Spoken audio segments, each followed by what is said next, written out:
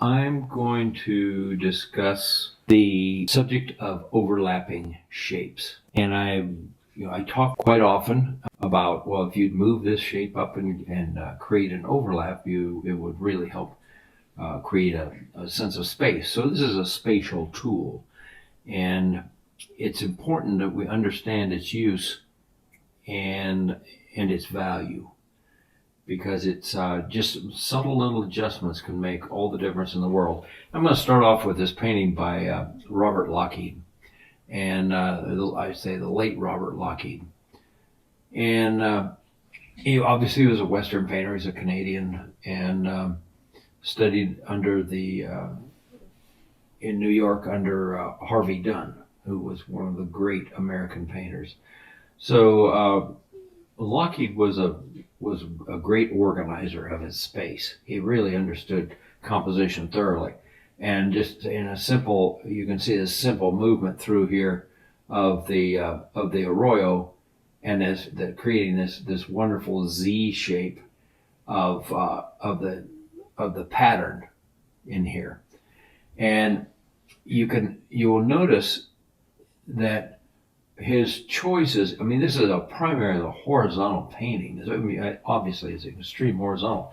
And you can see these subtle areas in here where he chose to break that horizontal line and create an overlap. And then a smaller one back here in the back, and a larger one up here in the front that really kind of anchors, or not kind of, it really does anchor his central interest. What he really wants you to see is, which is this herd of horses coming up out of the river bottom and up this hillside.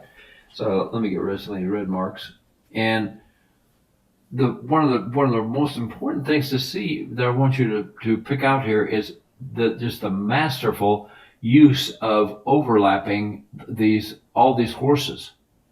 And no one is singled out except for the Wrangler right here, and we got a Wrangler down here. And these guys, this guy down here in the corner is more of an accent, just to create a sense of scale. But then notice the masterful use of these overlapping these equine shapes, and how it just immediately creates a sense of great movement and of depth in a flat, relatively flat area. There, it's one big long string of horses coming up, but all that wonderful subtle sense of depths and the sense of the mass of these animals coming up the hillside. And I can get into a lot of other elements in here that are just beautifully considered.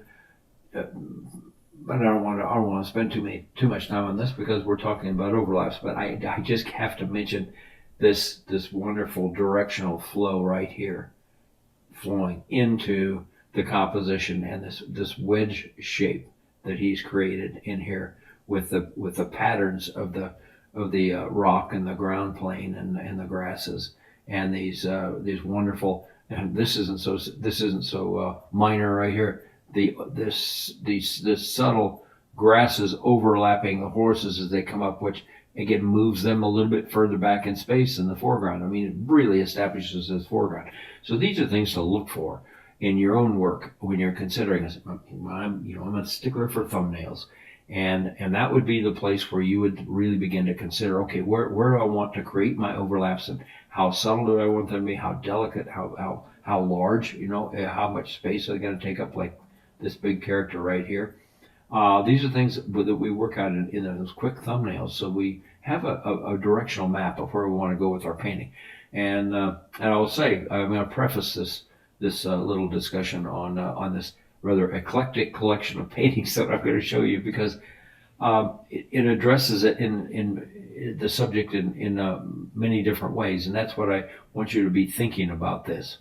So here's a John Singer Sargent watercolor that he did, and the beauty of this is, I mean, in our discussion here, the medium is really irrelevant. I just want you to look at shapes. I want you to see how each artist utilized the overlapping shapes to create a sense of dimension, a sense of depth in their work. And here you can see these figures lying on the hillside taking a nap. And Sargent really liked painting these resting figures in the landscape. And Joaquin Sorolla did the same. He enjoyed doing that, as well as many of the European painters of this era.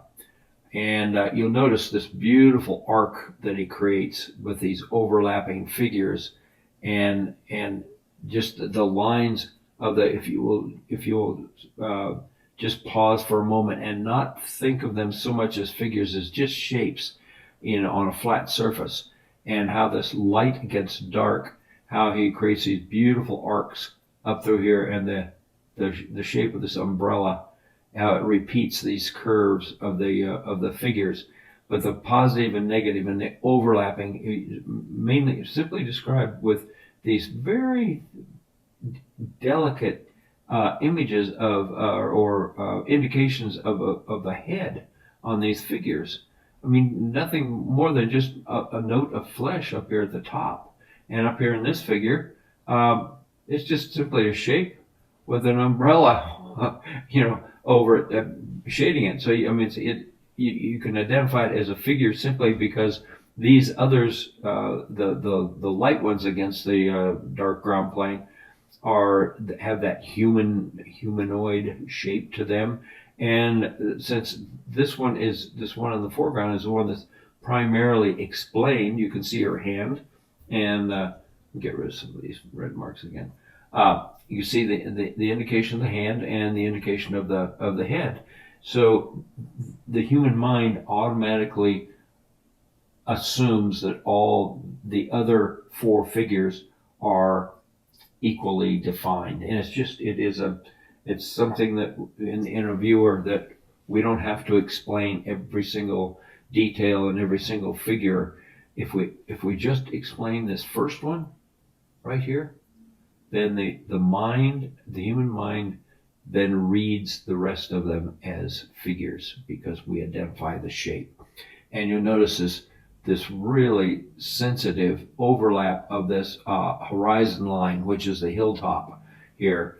How Sargent broke that line, and he did the same over here, which looks almost like an umbrella stuck in the ground. I'm not sure what that shape is, but he didn't put it there. It wasn't there by accident, and he didn't just put it there because it was there. He used it to break that line and create that overlap into the background mountains, so that you get this wonderful spatial effect working. This next one is another Sargent. This is an oil painting. Again, one of the summer pieces when he was in the high country up in the Alps. And initially you would think, oh my gosh, look at this creek bed and all this busy stuff going on in here, and how he masterfully overlaps the rocks in here to create, number one, this dark pattern. You see the dark that weaves down through, that continues. It's a continuous movement that everything in here leads up to this big, simple space, again, with the human figures. And anytime you put a human or an animal figure in a painting, the eye of the viewer is going to go right to it, because we identify those things as living creatures. So Sargent was able to work with all this, depict all this wonderful detail down here in the creek bed, and yet he anchored this painting with those figures right there in more centrally located. And you'll notice too how he cropped them with the bank of the creek. See, they're cut off. So that overlap right there of tucking those figures down behind immediately tells the viewers that this is a swale in there, and there's much more space visually in this piece, but with those wonderful overlaps. And that's what I want you guys to really pay attention to in your own work, is how important and how crucial these simple decisions can make or break a painting. So let's move on to another. This is Joseph Crawhall. He was one of the Scottish painters. There was a group of those fellows at the turn of the century, and they're called the oh, for Pete's sakes, I'm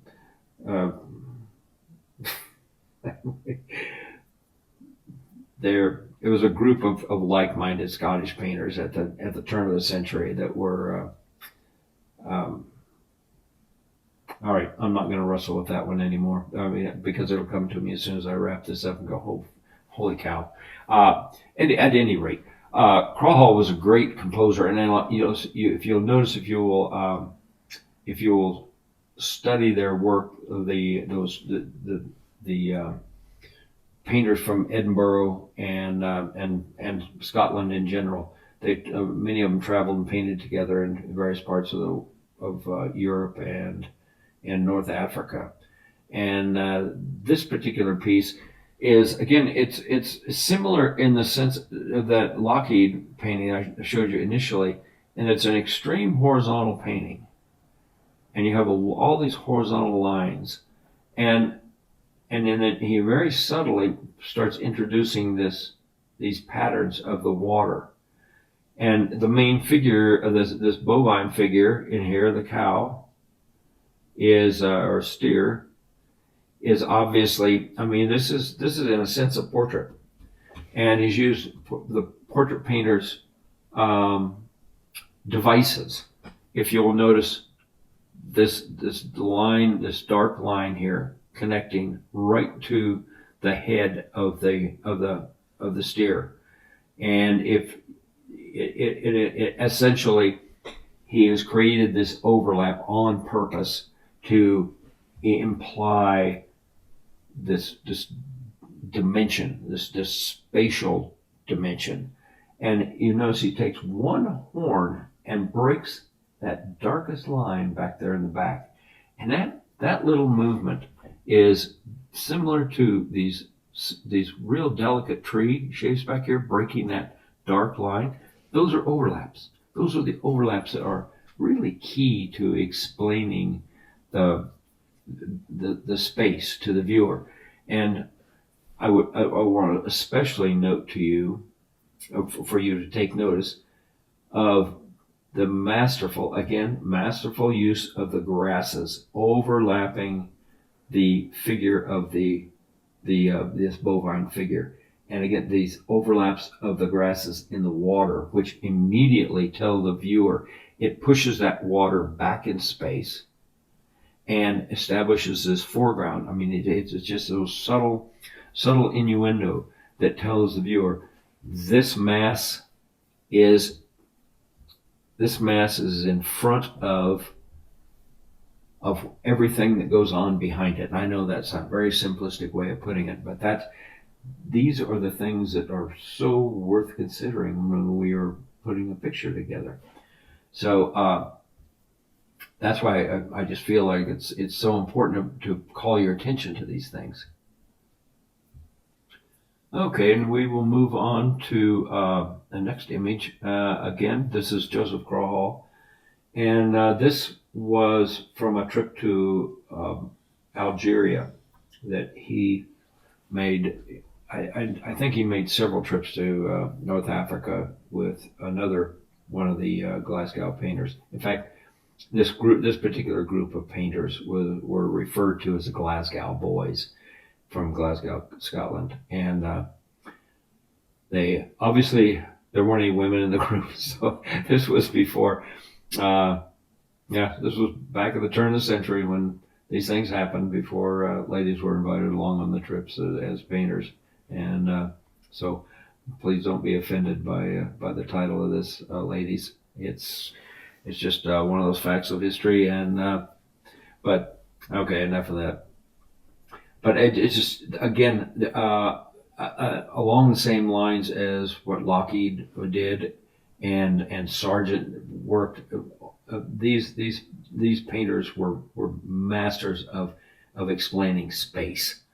And you'll notice immediately the wonderful overlap of the two horse figures, these two, and and the shapes, these light shapes, and if we will for a moment suspend what they are as a subject and see them as shapes, you begin to immediately see this wonderful pattern repeat through here of putting that dark shape behind the light one that gives it gives it great emphasis, and that sharp edge right here where the dark and the light meet.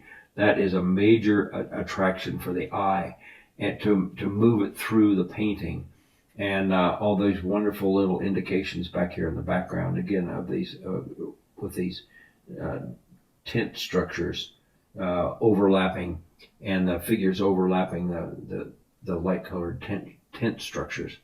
So this is going to get a little bit redundant pretty quickly here, but just paying attention to these subtle thoughts and the way this particular artist chose to explain to the viewer how he chose to break the space up. And let's look at this. This is another painter. He's a Norwegian, Fritz Thaulow, and there's some good information out there on him. He's another, again, turn of the century. He was trained primarily as a marine painter, but he just was an incredible landscape painter, and he's one that I've studied over the years extensively to understand water, to understand how to paint water. So this kind of ties in a little bit with one of our deliverables a few months back. I think we called it stealing ideas, stealing concepts, and this is what we do. I mean, when we are faced with trying to understand how to paint a particular subject, what it wouldn't is just stands to reason we would start studying some of those painters who were really great at it, and to see, okay, well, how did you explain this? But that's more of a side note from me, and why I enjoy Thaulow's work so much, and I still enjoy it to this day. But you'll notice how the distant hill line back here, and how he chose to break it with these mid-ground tree forms, and they're really a texture. He broke it with a very delicate texture, and using the, again, overlapping shapes of this little bit darker shape and a lower key shape against the light shape back here, and you see that little exchange of color in here. It's obviously springtime, the blooming trees, and the delicacy of his shapes, his overlapping shapes, immediately instill that wonderful spring feel. The same with those beautiful blue violet grays back here in that distant hillside. Is anyone that grows up who lives among the hardwood forests, you realize in the springtime that is such a beautiful time of the year when things are just beginning to leaf out, and you get those beautiful grays, and against the delicate spring color of the trees and bushes and the grasses and everything coming alive. But you'll notice in here again, I mean, these overlapping shapes and the way he's chosen to move the eye down through here, and you notice there are several times with some of you who've been painting creeks and streams. You've often had too many things up here in the foreground. And I said, well, if you get rid of that, it's going to make a stronger statement, and voila, you immediately see what a great lead in. And that's one of the things that he's doing here, is this highly simplified lead in of the foreground with these subtle little overlaps of the grasses down here to just place this real delicate little shoulder in front of, over the top of the water. And you'll notice that same thing, taking advantage of the grasses growing up and over, and you have the clean edge on the water line over here, but just with these these textures moving over the top of the water itself, it is placing this shape in front of, and it's just one of those, again, those subtle devices of establishing space. Let's look at another one of his. This is a favorite one, or one of my favorites, and how he's really dealing with a more compressed sense of this, more of a compressed composition, a little bit flatter, a little bit more intimate. Looking in there, there's no great distance in here other than this little sliver of the sky up at the top. But you notice how just in this real shallow depth of field, if you will, or the depth of the composition, how he's creating these wonderful, with these overlapping shapes and textures over this obvious house structure back here, but how beautifully he carries that all the way down through into the foreground, utilizing the reflections of the trees. See, that's just sheer mastery. Look at these delicate things that up here that just create this. I mean, personally, I'm not. He made some kind of funky decisions sometimes, in my opinion. I mean, which, is meaningless. It is my opinion. But he put some of these little architectural things right up in a corner, which I think this would have been much stronger without it, or if there had been a simpler solution with just pulling the some of the textures of the foliage on the shore over this corner. But hey, it's not mine, and this one's hanging in a museum somewhere, and mine isn't. So there you have it. Let's look at. This is another painter that I really admire. He's a German, Edward Compton, and he was a real mountain climber, and his son was a tremendous painter also, and they climbed extensively in the Alps and did these incredible watercolors, these quick little watercolors on the spot, and they came back and then created these just incredibly orchestrated paintings of where they had been. And in this particular case, I would like you to look at, again, all right, let's start with the shoreline. And you'll see just a few outcroppings here of rocks to put this up in front. But again, it's these subtle little notations in here that break that line, that create that beautiful spatial effect.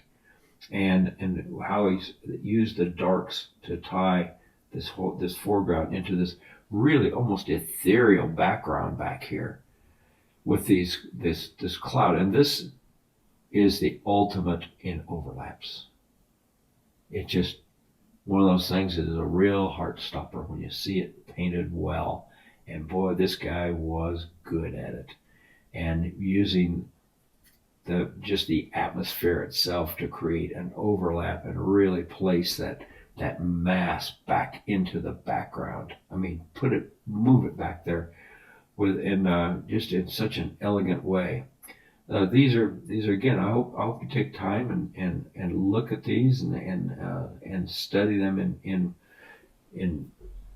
more detail, so that you can really affix this thought process in your mind and incorporate it into your work. Now, here's another, just William Nicholson, an English painter, that is, I have a very large book of his work that my great friend Carl Terry sent me, and from England. And this painter the more I study his work, the more I appreciate what he's done with space and what he did, and what his thought process was. And the description of this painting in the book that I have describes the material up here on the top as being orange against these persimmons, which are orange. So it's primarily a blue and orange painting. And what I want you to really notice here is this. I'm assuming this is a stuffed bird, because he's used it in several paintings. But it's a cockatoo, and he placed this delicate branch in its beak. And look at that. You talk about overlaps. I mean, in what is otherwise an entirely compressed flat space. And I mean, it's such an abstract thought with this huge blue midground in here, this blue shape. And this is the way he's created space with that with that real delicate branch. And these overlaps here are between the persimmons and the plate, and the subtle little overlap here of the bird and the plate, and he just stacks that space up. So it's just very magical to me to see a painter who thinks along these lines. It's so captivating, and I hope it is for you also, because these are really sophisticated thoughts that this painter is illustrating here, his concept and the way he resolved that concept. And I mean, the more you look at these, the more you see this real subtle repeat through here of the bird shape itself. You see that? You can see that? I mean, this is the real deal. I mean, this is what painting's all about. Subject's irrelevant. It's how do you organize that space? How do you imply space? This is just the sheer mastery of composition, color, texture, everything we've been talking about. So I'm going to wind it up with one of my pieces that I did a couple of years ago, and there's some Queen Anne's lace. And I really wanted to keep this as more of an abstract organization of space, and the overlaps in here are pretty obvious. I mean, I chose to overlap these real delicate plant shapes with the real dark background of these. They're like a cypress tree. But it was in this beautiful botanic garden in Washington State.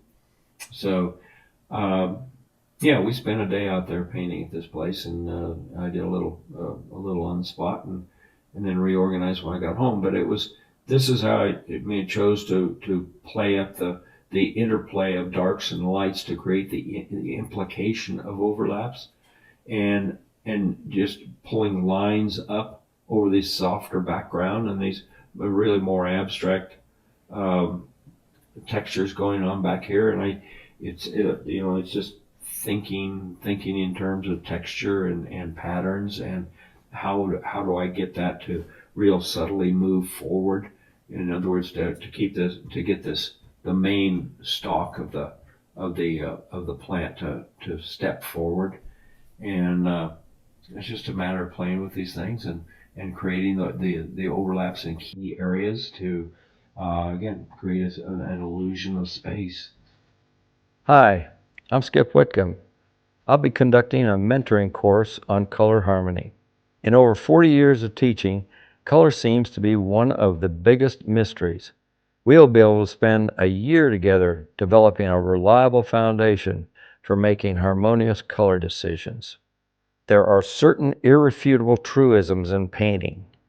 One is the fewer colors used, the stronger and more harmonious the statement. Economy of color equals clarity of intention. Respected painters, past and present, understood this concept and have employed it in one form or another.